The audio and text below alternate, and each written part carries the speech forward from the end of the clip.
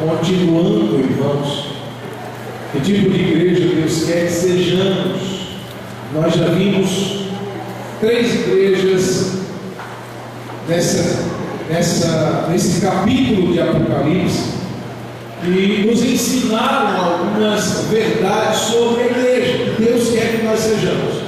Vimos sobre a igreja de Éfeso, a igreja de Esmirna, na semana passada sobre a igreja de Pérgamo, e hoje eu quero trazer para os irmãos algo sobre a igreja de Tiatira, capítulo 2, o verso 18.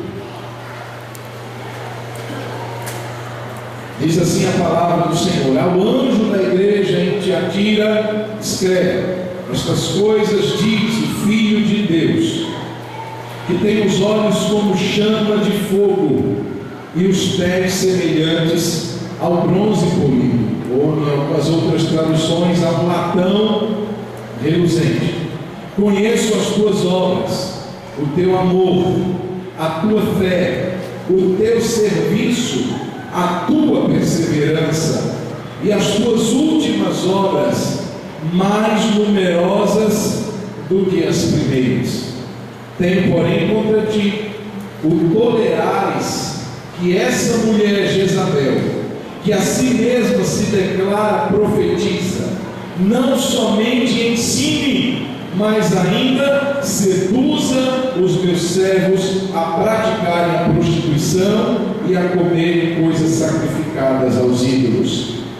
Dei-lhe tempo para que se arrependesse.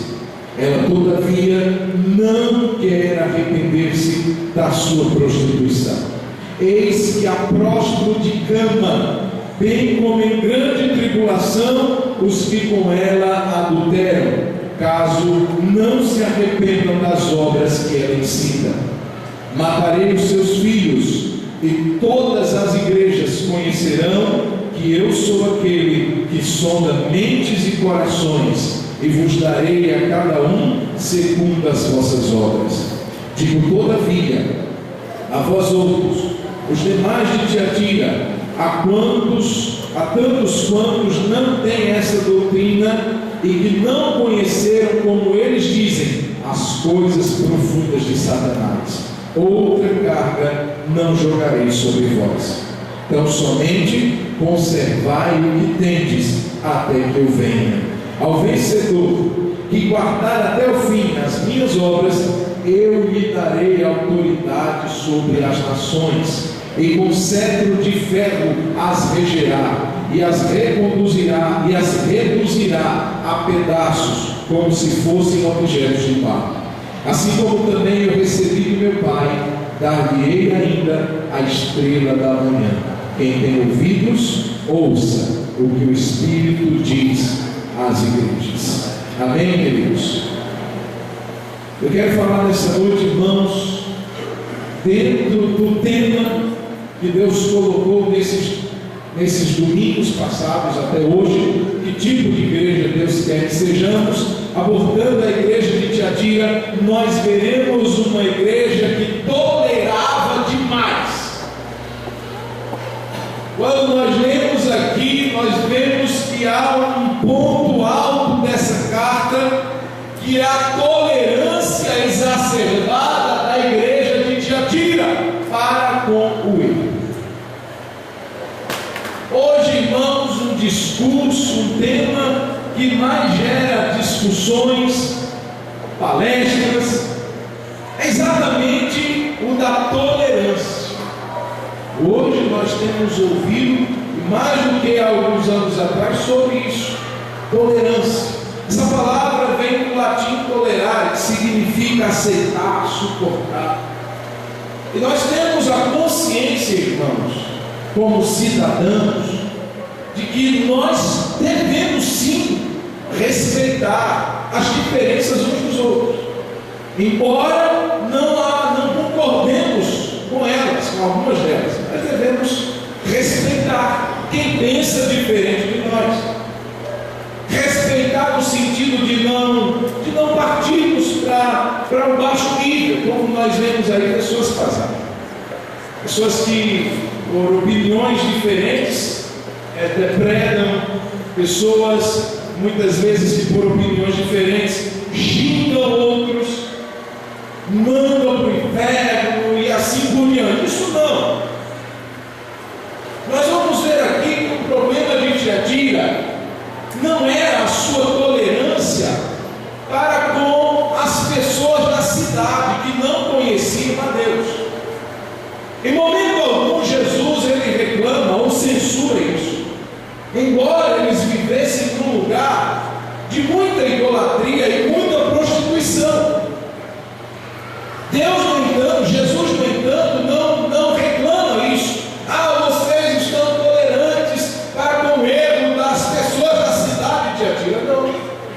Mas nós vemos uma reclamação de Jesus sobre a tolerância que a igreja tinha com pessoas de dentro da igreja e, na maioria, pelo que nós vamos ver aqui, líderes, pessoas que se diziam da liderança, ungidas por Deus, cheias da bênção de Deus, e que na verdade estavam introduzindo erros, e a igreja estava aceitando de boa aquela situação. Era uma igreja que tolerava demais, além da medida. Algumas coisas aqui, queridos, só para nos situarmos sobre a igreja de Tiatira, a cidade. Ela ficava, nós vimos na semana passada sobre a igreja de Pérgamo. A cidade de Tiatira, ela ficava a apenas 65 quilômetros de Pérgamo. Não era uma cidade tão próspera quanto as outras da Ásia. Ela não tinha uma estrutura política que merecesse destaque. Ela não tinha uma estrutura religiosa que merecesse destaque. Era uma cidade que não tinha tanta expressividade dentre as outras. Mas ela tinha um comércio forte. Ela tinha um comércio principalmente do tecido de púrpura. Quando nós lemos ali em Atos, capítulo 16, nós vamos ler ali sobre a conversão de uma mulher chamada Lídia. Paulo, pregando a palavra, Deus fez com que ela atentasse para aquelas palavras, e ela veio abrir o coração e receber a Cristo. E a Bíblia diz que ela era vendedora de púrpura da cidade de Tiatira. Então esse tecido roxo, essas vestimentas de púrpura, elas eram muito comercializadas, dentre outros itens que eram comercializados ali em Tiatira. Esse não era o problema. O problema, irmãos, era que a maioria dos comércios da cidade de Tiatira estavam ligados à idolatria. Eles tinham um Deus pessoal a quem eles adoravam e devotavam a prosperidade daquele negócio. Então eles tinham ali uma fábrica de tecido e eles devotavam a prosperidade daquele negócio para um Deus. E então eles faziam ali nas suas corporações comerciais, eles faziam suas confraternizações, seus almoços, seus encontros, e eles devotavam aquilo a essa entidade. Só que nessas fábricas, nesse comércio, os cristãos estavam ali, participando, trabalhando, e eles tinham que, de certa maneira, participar. Ou então eles declaravam, manifestavam que não estariam participando, mas eles de certa maneira eram pressionados a participar desses eventos que eram consagrados a deuses. Aí alguém pode dizer: mas pastor, olha só, a consciência cristã diz, e a palavra de Deus diz, e a minha consciência sabe, isso só existe em Deus. Eu posso estar lá, ser consagrado, eu vou receber aquele alimento com ações de graças, e eu não vou devotar aquilo a nenhum outro Deus, porque eu sei que só existe um. Amém? Mas não era esse somente o problema. É que a maioria dessas festas, elas terminavam em verdadeiros bacanais. Elas terminavam em orgias. Daí vinha a prostituição, aliada à idolatria. Se você for ver na Bíblia, sempre quando há uma manifestação idólatra, há também uma manifestação manifestação de prostituição. Quando o povo estava ali no deserto e Moisés estava no monte, e eles ficaram ali, Moisés morreu, olha, chegaram para Arão e disseram assim: faze-nos deuses que nos levem de volta para o Egito. E Arão, pressionado pela multidão, fez um bezerro de ouro. E nós vimos ali que quando Moisés vai descendo do monte, ele vê uma festa. Mas não era apenas uma festa como nós estamos talvez imaginando que tivesse sido. Era um bacanal literal. Era a mescla da adoração àquele Deus, o bezerro, unido à prática da prostituição. Então Deus irrompe com uma praga e aí muitos morrem, enfim. Não era diferente nessa cidade. Além da questão das coisas que eram consagradas aos outros deuses, as pessoas daquela cidade também estavam envolvidas diretamente com uma vida moral desregrada, prostituição, adultério e assim por diante. E esse problema que Jesus está vendo na igreja. Você vê que Jesus não está falando nada para a cidade, ele está falando para a igreja. Está se dirigindo ao anjo da igreja. E aí no verso 18 nós vemos que Jesus ele vai se apresentar. Ele começa se apresentando, é uma carta. E ele se identifica de algumas maneiras. Ele diz assim: olha, aquele que está dizendo isso é o Filho de Deus. Olha aí o verso 18. Ao anjo da igreja de Tiatira escreve: estas coisas diz o Filho de Deus. Isso daí, irmãos, é para rebater toda contradição que alguém possa levantar de autoridade. Quem é este que está falando? Quem é este que vem para nos censurar? É o Filho de Deus. Questão encerrada. Ele tem autoridade para repreender, ele tem autoridade para corrigir a igreja. Ele é o Filho de Deus. Amém, irmãos? Quando Deus ele nos traz uma palavra, muitas vezes, irmãos, pode acontecer de alguns corações se fecharem. Quem é este que está trazendo esta palavra? Irmão, se for uma palavra bíblica, nós temos que levar em consideração de que quem está falando conosco, ele tem autoridade para falar. Não é o pastor, não é o irmão tal, é o Filho de Deus que através da sua palavra, usando a vida de alguém, está falando conosco.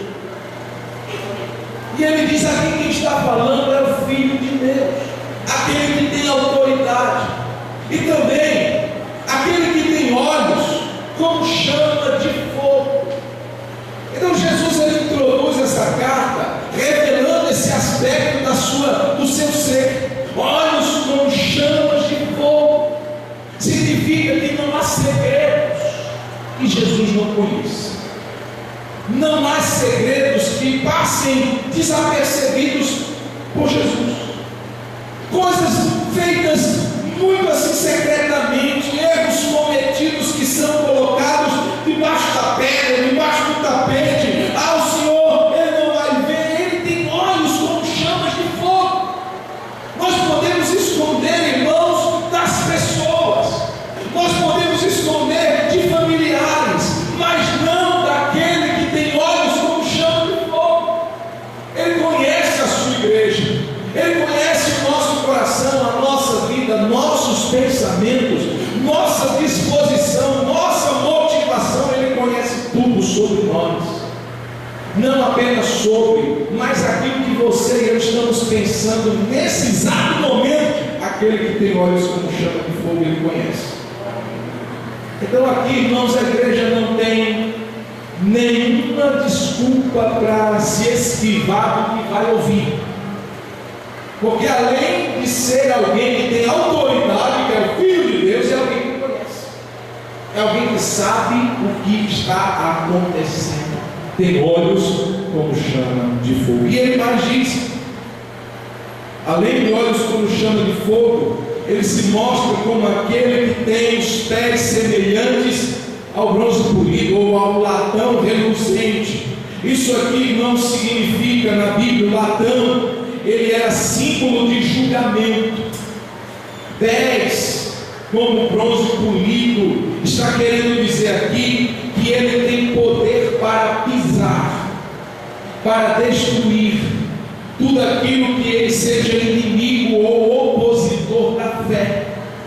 E você vai ver, irmãos, que as palavras que são usadas aqui por Jesus não são palavras de quem está querendo passar a mão no erro de ninguém. Ele usa expressões muito fortes. Eu vou prostrar de cama esta mulher, ou seja, eu vou colocá-la enferma sobre a cama, sem conseguir levantar-se dela. Eu vou trazer grande aflição e tribulação àqueles que seguem a doutrina dela, e vou matar os filhos dela. Ele está dizendo: eu estou aqui para condenar, para julgar o erro, aqueles que não querem ser arrependidos. Irmãos, ele é um grande pregador de séculos passados. Ele pregou dentro desse texto, nessa passagem que nós vamos estar lendo agora. E o tema da mensagem foi a ira do Cordeiro. Ele pregou sobre a igreja de Tiatira, e o tema da mensagem dele foi a ira do Cordeiro, porque é uma mensagem forte, uma mensagem que nos chama a atenção em relação a como está a nossa vida, e de atentarmos. Jesus é o Cordeiro de Deus que traz paz, que tira o pecado, que é amor, mas na hora de repreender, na hora de julgar, o Cordeiro também se ira. E aqui essa expressão 10 semelhantes ao latão reluzente significa isso: poder para castigar e subjugar os inimigos da fé. Esses assim estão lá fora, todos estão lá. Quem dera que estivesse, irmãos. Mas aqui nós vamos ver que ele estava aplicando aos que estavam dentro, aqueles que estavam ali na igreja de Tiatira. Então ele se apresenta e ele também vai, depois no verso 19, falar sobre as virtudes daquela igreja. Presta atenção, Jesus não é arbitrário, Jesus não é injusto. Ele não vem apenas para massacrar, para puxar a orelha, para repreender. Ele conhece as virtudes da igreja também.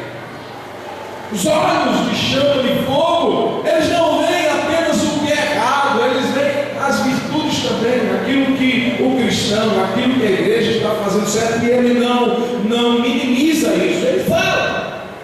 Ele vai listar aqui algumas coisas que ele via de forma alegre, positiva naquela igreja. Ele começa dizendo assim: olha, eu conheço as suas obras também. E ele alista aqui alguns elementos. Ele diz assim: conheço o seu amor. Diga para quem está do seu lado: Jesus conhece o nosso amor. Conheço o seu amor. Esse amor aqui no verso 19, irmãos, é o amor ágape. É o amor de Deus infundido, implantado no nosso coração. Não é o amor humano, não é o amor movido por interesses, por conveniência. É o amor desprendido, é o amor sacrificial, é aquele que se doa, que não espera nada em troca. É o amor que essa igreja de Tiatira tinha. Enquanto a igreja de Éfeso, ela é repreendida pela falta ou por ter abandonado o primeiro amor, essa igreja de Tiatira não. Jesus via nela amor. Eu tenho visto o teu amor, o amor de Deus no coração de vocês, que tem feito com que vocês sirvam sacrificialmente os outros. Porque amor, irmãos, ele é mais do que, muito mais essa visão modernista que temos sobre o amor. Ela não é uma visão bíblica. É aquela visão do amor sentimento, do amor paixão, do amor aquele que faz. Isso não é o amor bíblico. Amor bíblico é o amor ágape, o amor bíblico é o amor que se expressa em sacrifício, em doação. Quando você lê 1 Coríntios 13, você vai entender isso. O amor ele não arde ciúme, o amor é benigno, o amor ele é perdoador, e ele vai listando ali elementos do amor. É aquele que nos volta para o outro de forma sacrificial, de forma de entrega. É A igreja tinha isso. Que tipo de igreja Deus quer que sejamos? Uma igreja que ama.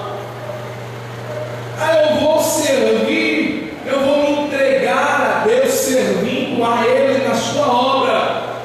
Eu vou me entregar de forma sacrificial.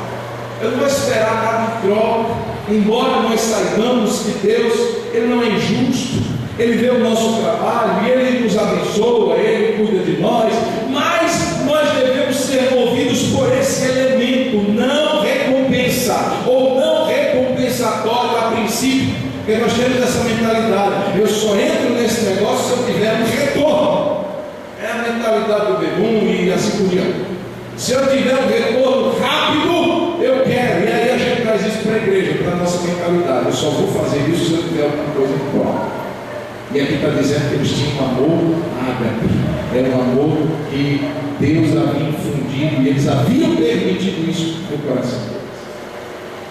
E ele vai dizer mais: eu conheço além do seu amor, conheço a sua fé.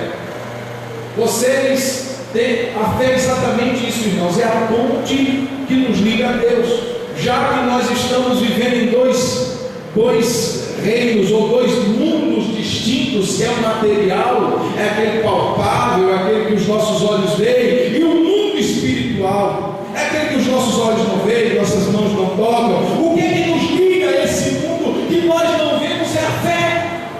O que é que nos faz estar aqui, louvar a Deus, orar, buscar o Senhor, crer que Deus está aqui? É a fé. Nossos olhos não veem isso, não provam isso, mas a nossa fé sim.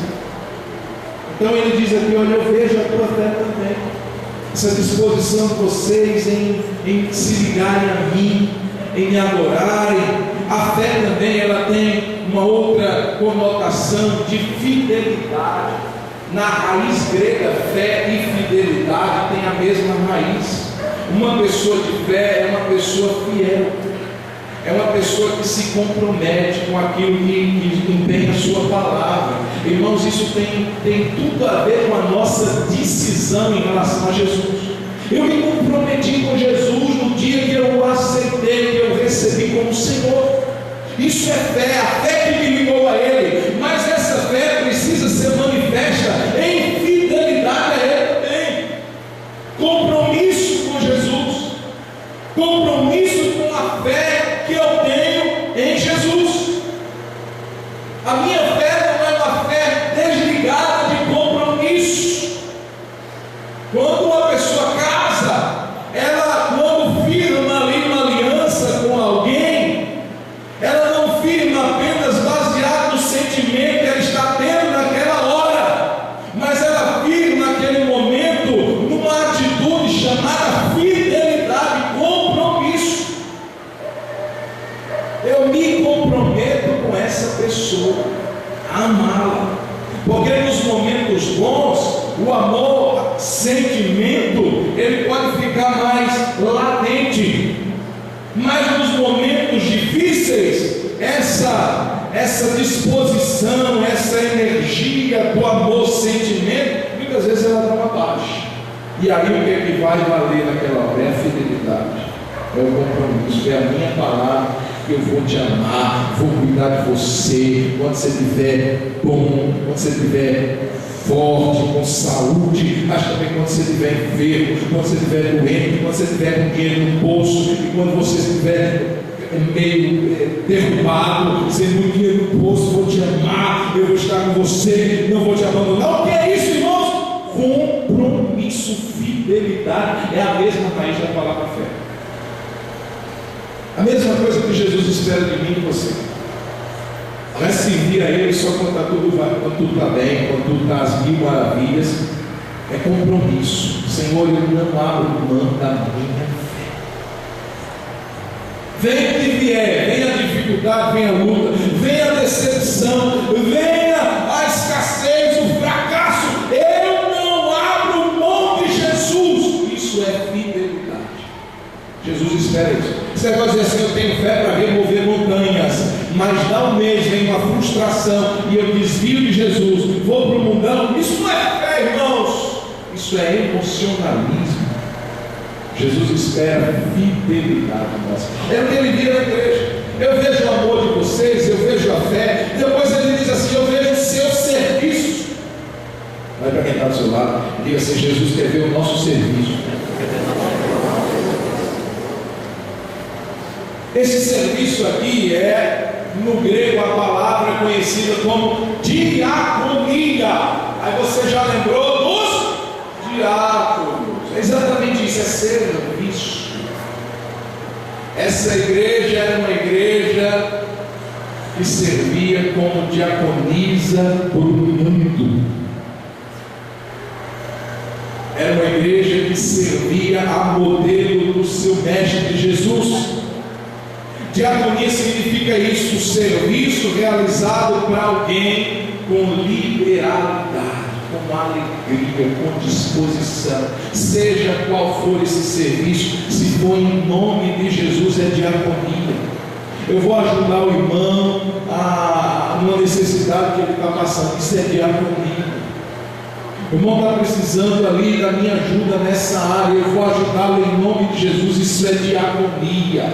A igreja precisa exercer a sua diaconia no mundo também, servirmos a nossa comunidade, servirmos as pessoas próximas em nome do Senhor. Deus está querendo ver, Jesus está querendo ver o serviço da igreja. O serviço liberal, o serviço voluntário, o serviço alegre nosso. Não é cruzarmos os braços e assim: não, esse daí não tem nem a Jesus, esse daí não é crente, essa daí não é cristã. Servirmos a comunidade, servirmos ao mundo. A igreja está aqui na terra para isso, para exercer diaconia. Amém? Depois ele vai dizer o seguinte: eu vejo também, além do seu amor, além da sua fé, além do seu serviço, eu vejo a sua perseverança, a sua paciência, a sua constância, a sua persistência nas dificuldades.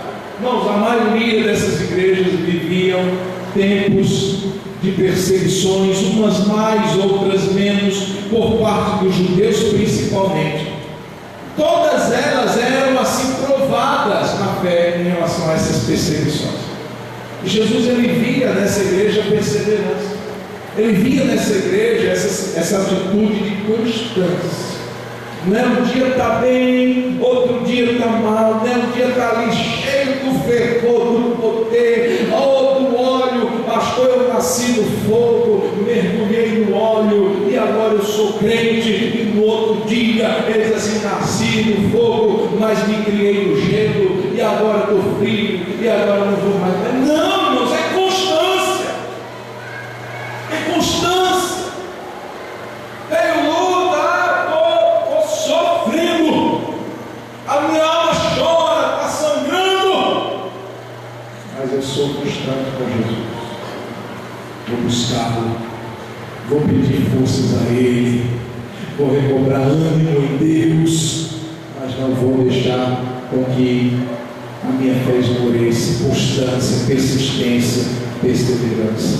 E Jesus diz assim: eu sei que as últimas obras de vocês são maiores do que as primeiras. Verso 19: mais numerosas. Essa igreja estava em franco crescimento. Não estou falando de números. Eu não sei se essa igreja estava maior, menor, não sei. Mas essa igreja, em relação a Deus, estava crescendo.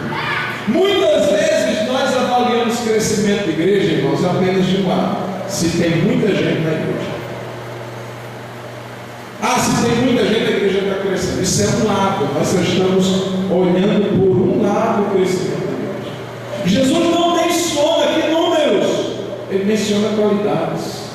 Ele diz assim: eu estou vendo fé em vocês, estou vendo amor, estou vendo serviço, estou vendo perseverança. As últimas obras de vocês são maiores do que as primeiras. Ou seja, vocês estão crescendo. Às vezes nós podemos ver aí igrejas que estão cheias, mas ao invés de crescer, estão diminuindo. Não oram mais. Os irmãos não têm mais comunhão uns com os outros. Podemos ver uma igreja pequena, mas grande diante de Deus. Podemos ver uma igreja pequena e pequena também diante de Deus. Uma igreja grande e pequena diante de Deus. Uma igreja grande e grande diante de Deus. Essa aferição só aquele que tem olhos como chama de fogo pode dar.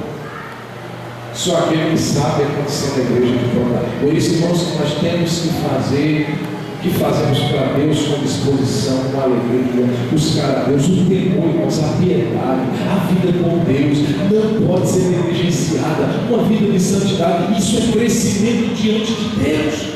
Servir nas coisas simples, isso é crescer diante de Deus. Essas coisas não podem ser abandonadas.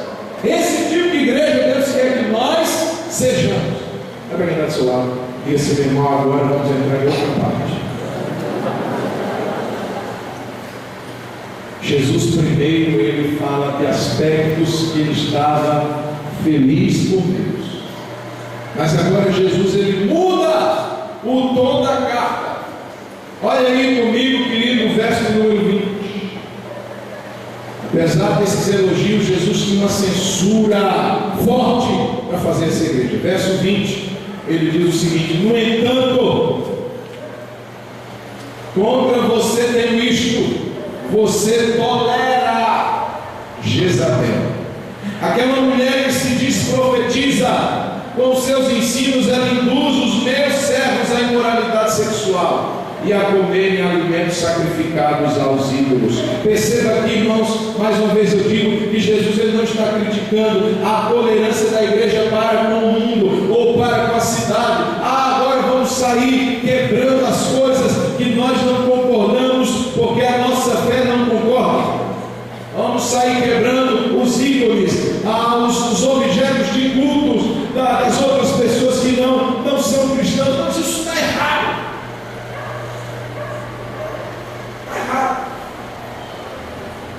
Tacar pedra naquelas pessoas que não nos seguem. Jesus não está dizendo para a gente fazer isso.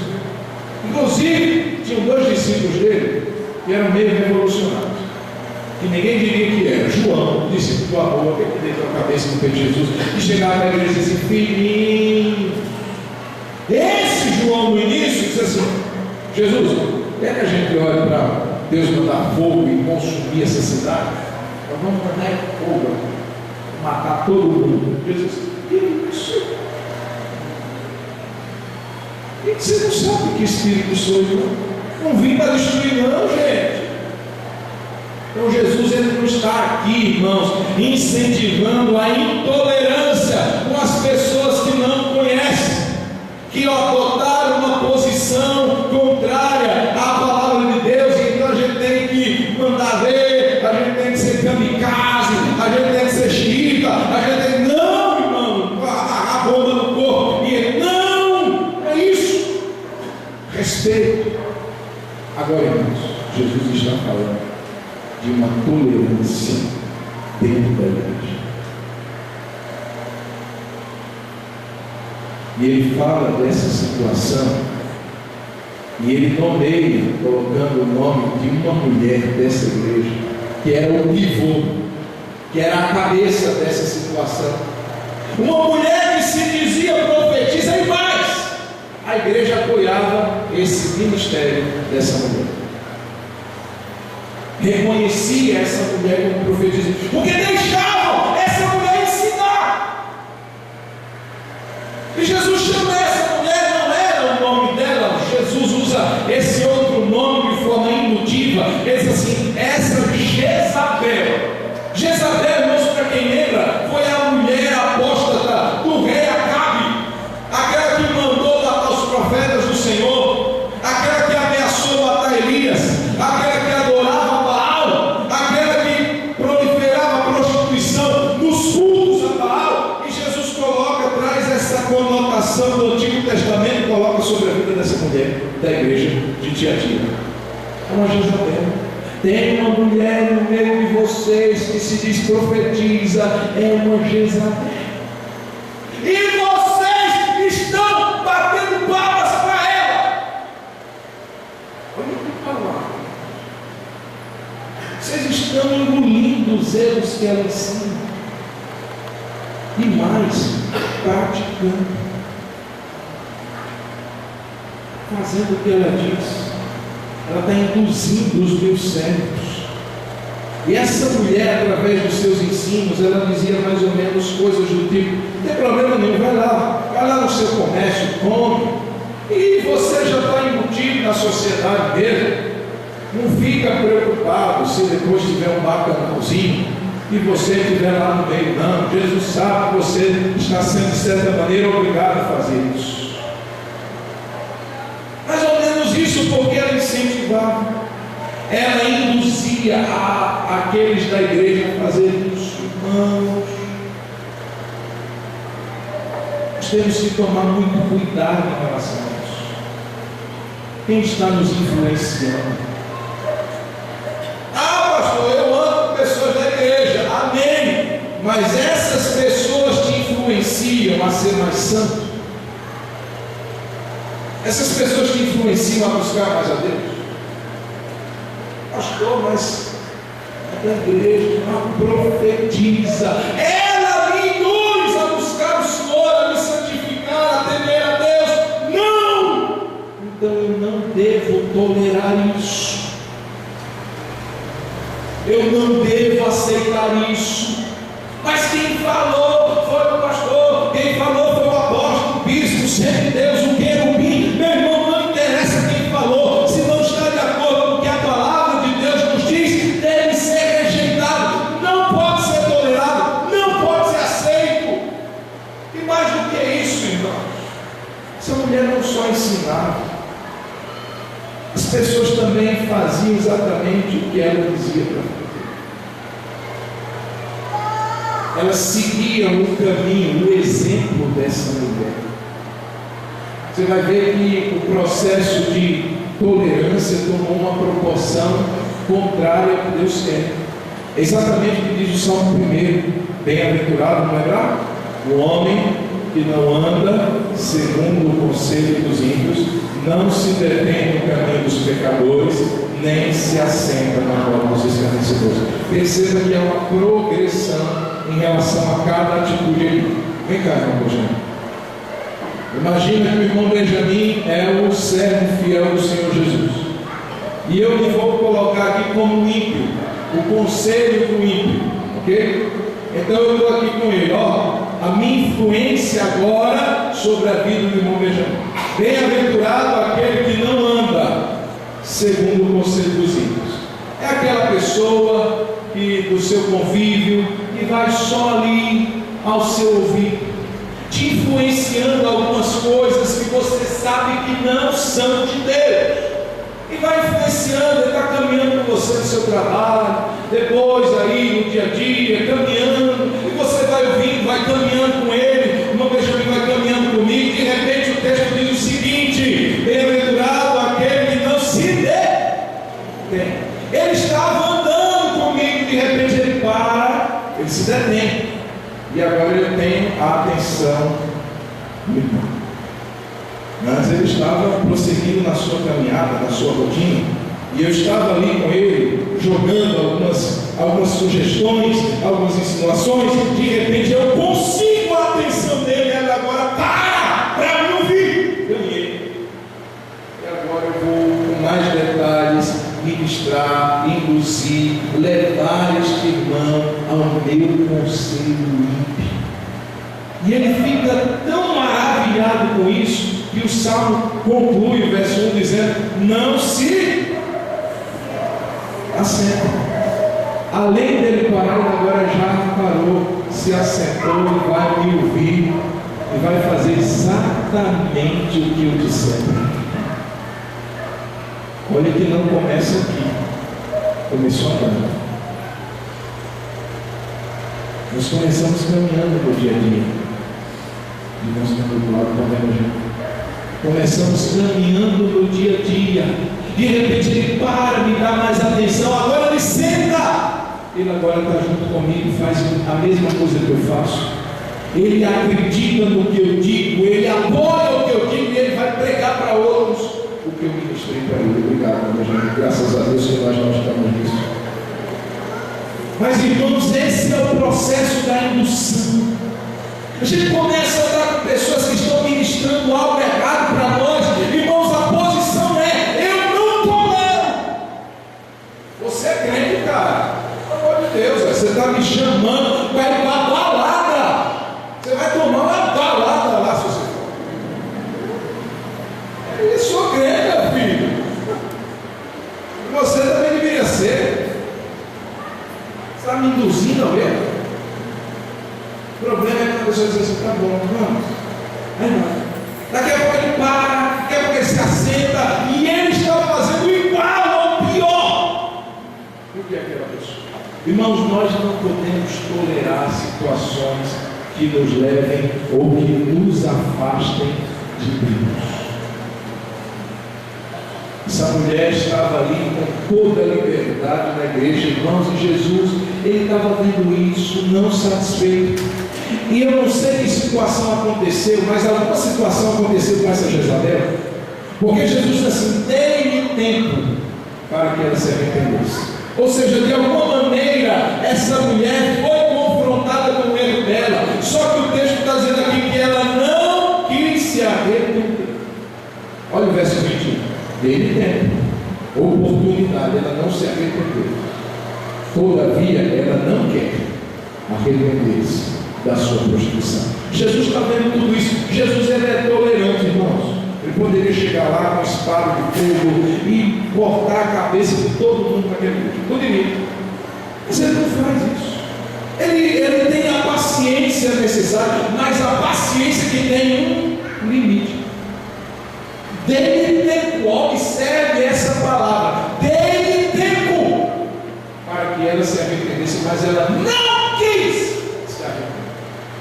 Como ela não quis, eu não vou ficar como um trouxa olhando: tá bom, você quer se arrepender, não tem problema não, fica aí assim. Não! Jesus, ele tem certo grau de tolerância, principalmente, irmãos, para com aqueles que se dizem dele, mas persistem em errar, reconhecem que estão errados, mas mesmo assim seguem. Jesus dá tempo, mas tem um limite. É o que o texto está dizendo. Depois, esse que tem pés como de bronze polido, ele vai julgar. E olha o que ele diz, irmão, não sei o que eu estou dizendo, é a palavra, verso 21. Como ela não quer se arrepender da sua prostituição, olha o que ele disse que ia fazer, verso 22. Eis que a próstata de engano. Essa expressão está dizendo que Jesus vai colocar essa mulher firme.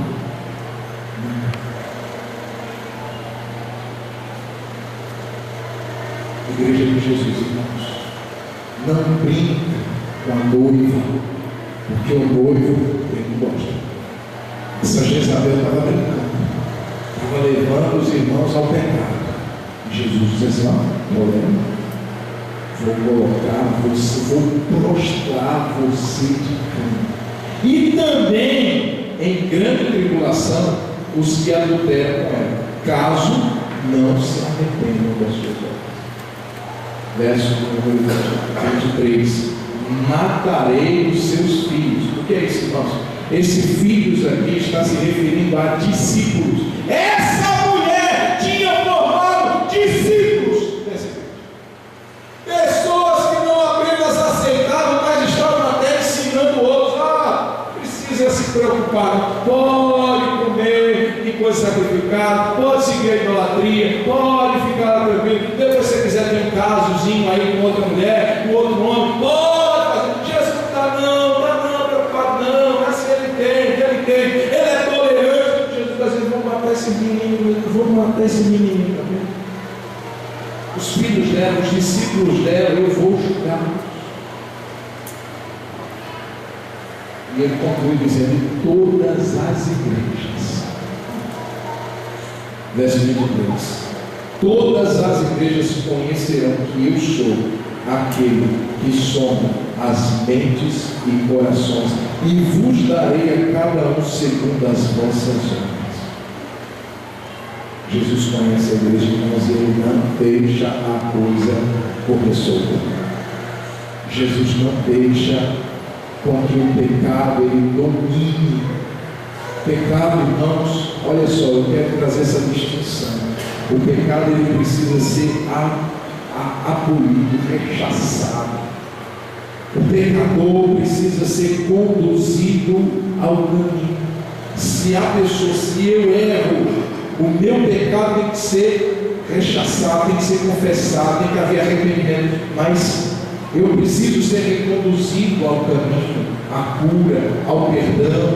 Agora, se eu não quero, se eu resisto, se Jesus me dá tempo e eu persisto em dizer, eu quero continuar, irmãos, essa atitude não pode ser tolerada.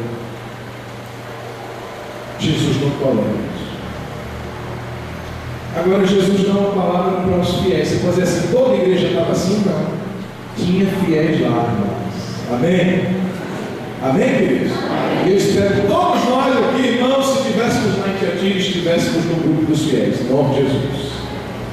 E ele diz assim, aos mais, olha o verso 24. Digo, porém, a vós outros, os demais de Tiatira, a tantos quantos não têm essa doutrina, e que não conhecem, como eles dizem, as coisas profundas de Satanás, outra carga não porei sobre vós, tão somente conservai o que tendes até que eu venha. E depois ele vai encorajar-nos a vencer, ao vencedor. Quem é o vencedor? É o que guarda até o fim as obras de Jesus. E aí ele vai falar dos galardões, vou dar autoridade sobre as nações, vou dar a estrela da manhã, que é o próprio Jesus. Mas olha o que ele fala aos fiéis: conserve o que você tem até que eu venha. Irmãos, eu não posso ficar mirando a minha fé no testemunho errado de outros. Ah, fulano ali, pecou. Nossa Deus, se ele pecou, e a pessoa então começa a se justificar. Eu faço porque fulano também faz. Irmãos, Deus não vai ficar assim preocupado se o outro fez, se eu fiz porque o outro fez, não. É cada um que vai dar conta de si mesmo. A minha posição é de permanecer fiel. Se a outra pessoa não quer, se aquela pessoa deixou Jesus, se a outra pessoa foi para o mundão, foi para a lama, e está dizendo assim, vem, eu estou aqui, estou na boa, vem também. Fica aí sozinho. Se você quiser, eu te dou a mão para você sair daí. Mas para ir eu não vou não. Aquele que tem olhos como chama de fogo está dizendo para nós: o que você tem, conserve. A sua fé, conserve. A sua santidade, conserve. A sua perseverança, conserve. Até que Ele venha. Até que Jesus volte, irmãos. Não vamos fraquejar, não vamos demover-nos da nossa fé, da nossa vida com Deus, porque Ele está vindo. Porque Jesus está voltando. E nós precisamos guardar com fidelidade o que nós temos em relação a Deus. Amém, queridos? Ao vencedor, vou dar autoridade sobre as nações. Vai receber a estrela da manhã e a presença do próprio Jesus. E aqui, queridos, só sintetizando o que nós vimos e aplicando. Primeira coisa, o Cordeiro de Deus é amor, mas Ele também sim. Justamente porque Ele conhece perfeitamente as nossas vidas. Segunda coisa, Jesus espera que nós cresçamos, irmãos. Cresçamos em obras. Essa igreja estava crescendo. Como? Em obras. Perseverança, fé, amor. Estava crescendo. A pergunta: nós estamos crescendo? Você está crescendo como cristão? Sua disposição com Deus tem aumentado? Precisamos crescer. Precisamos buscar esse crescimento diário, essa vida em ascensão com Deus. Espiritual, buscando o Senhor. Só que aqui, irmão, Jesus Ele não vai nos justificar dos nossos erros por conta das nossas obras. Ah, mas uma igreja com amor, com fé, com perseverança, com serviço. Jesus, Ele desconsidera a outra parte errada. Ele não desconsidera. Não desconsidera. Pecado foi o que levou Jesus à cruz. Isso é muito sério. Jesus não desconsidera. Pastor, eu dou o dízimo, pastor, eu vou na igreja, pastor. Isso não justifica o nosso erro. Em relação à tolerância, irmãos, pecado não pode ser tolerado. Pecador deve ser amado, reconduzido ao caminho, à cura, ao perdão. Se não quiser arrepender-se, o Senhor da igreja vai tratar isso. Mas nós não podemos tolerar. Bater palmas.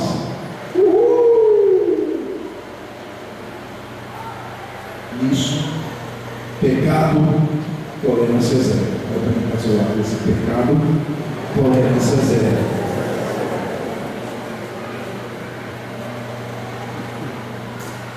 Uma outra coisa para finalizarmos, irmãos.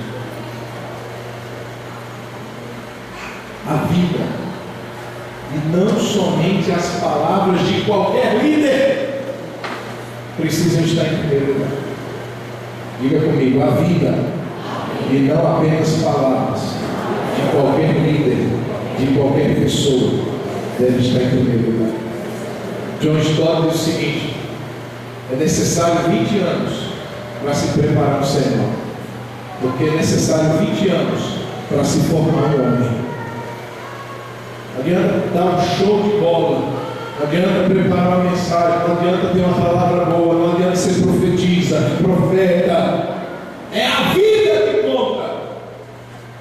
20 anos para se preparar o sermão, porque sermão está ligado à vida. É o que eu creio e tem que estar ligado às minhas práticas, às minhas obras. Se somos crentes, e devem respaldar aquilo que nós cremos e aquilo que nós falamos. Amém, queridos? Feche seus olhos. Que tipo de igreja Deus quer que você e eu sejamos? Tiatira, uma igreja complacente demais, mas com o erro, com o pecado. Não da cidade, do contexto da sociedade, mas internamente. O pecado estava vagando livremente, incentivado, induzido e praticado sem nenhum tipo de objeção. Em igrejas, irmãos, que não se pode falar mais sobre questões como pecado. Não se pode, porque ao entender de alguns, vai afastar as pessoas. Interessante, foi uma das primeiras mensagens de João Batista, uma das primeiras mensagens de Jesus: arrependimento, conversão. Igreja, irmãos, pode estar cheia, pode ter um número muito grande de pessoas, mas muitas vezes a igreja está atraindo apenas pela oferta que faz. Uma oferta passageira que não leva ninguém para o céu. Não estou dizendo que criticando se é errado, se é certo, mas eu estou dizendo que nós temos um compromisso com a verdade.